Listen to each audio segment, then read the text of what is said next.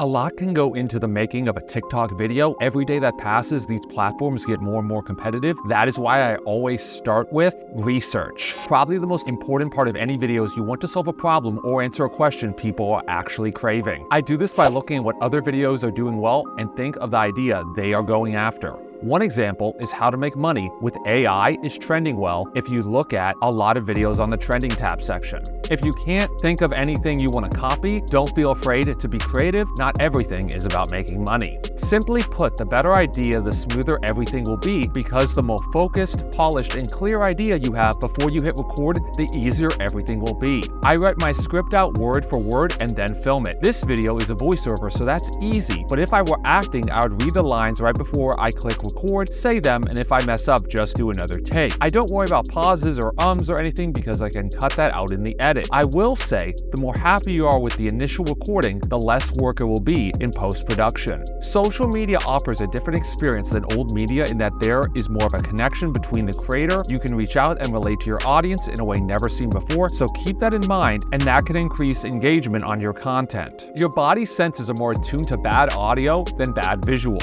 so it's important to get audio right. I use the app Adobe Podcast. It comes free with an Adobe subscription. Just listen to the differences after I run my voice over through it. A lot can go into the making of a TikTok video. Then I like to jump in Premiere and I add mastering and single band compressor to make it more pristine and make sure my voice is between -3 to -6 decibels. For background music, I have a paid subscription to Epidemic Sound, not sponsored. I like to listen to a few tracks before setting on 4 to 5 to use in my video. Make sure the songs don't have vocals, as you can confuse the listener with two voices on your track. I like to keep the background music anywhere from -23 to -30 decibels. YouTube and TikTok can normalize your audio to make it consistent on their platform, so make sure you listen to your content after you've uploaded it, as it may change a little bit. Also, if you're cutting audio from different takes, it can be helpful to use the constant gain effect in Premiere to transition your audio from one clip to another if you're cutting your audio in the middle of saying something. It's also good to incorporate sound effects. If your video is interactive, make the things you do have a sound effect to promote a reaction. For example, if you have a transition, have a whoosh effect. If you want to emphasize something, have a sound effect on it. If you are filming,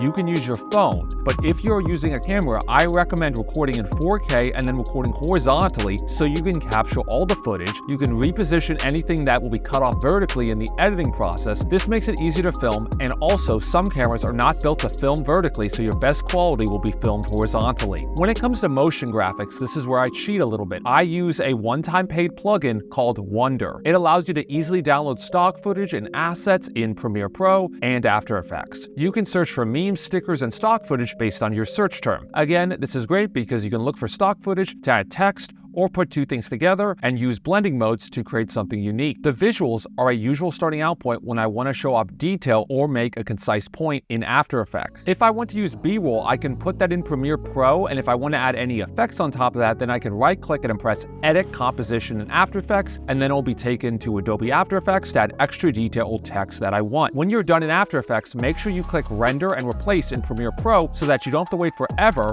to play it back. You want your timeline in Premiere to be mostly green and yellow, not red, or else it will take forever to render the full video. I learned that the hard way. Editing. First things first, you want to drag your footage in and make sure your sequence is set to 1920 vertically and 1080 horizontally. TikTok uses a vertical format, and you want to make content for that. After Effects provides a lot of inbuilt effects. You can take this as far or as little as you want, but I suggest you learn the basics of keyframing and text so that you can put multiple graphics together in a frame without any difficulty. Then you can add effects like motion blur. Again, YouTube has a ton of tutorials on how to do fun stuff in After Effects. Premiere has also made captions really easy in the newest version of Premiere. You can go to the text window, click transcribe. When that's done, go to captions, create captions from transcript, choose the formatting you want, select the captions and go to graphics and titles, and then select upgrade captions to graphics, and everything you say will now be a text graphic you can add effects to and bring into After Effects if you want. Text can make it easy to give the user something to look at during boring parts of your content or explanation. Now, it's really important to emphasize the very beginning of your content to grab your user's attention, so you should be spending much more time at the beginning to engage them, as well as awesome effects to make sure you can get hooked on your video and watch until the end. I don't even make a video unless I can think of an engaging title, thumbnail, and opening for my ideal audience. This comes with time, so keep making videos and I know you will get the hang of it. The last thing, and a big thing with content, is the story. If you can give the viewer a reason to keep watching, you can grow your following. A big incentive is a story. Something that has a premise, a rising action, a climax, and a resolution can leave the viewer satisfied. With our shorter attention spans, you may have to think about how you show your payoff faster with a preview of what is to come, or to immediately get into the action right away. You want to provide value to the user so they feel it's easily explained to them. If you want to learn more about screenwriting or storytelling, I recommend the book Save the Cat, the last book on screenwriting. I really enjoyed it. Thanks for watching. Like, subscribe, and peace!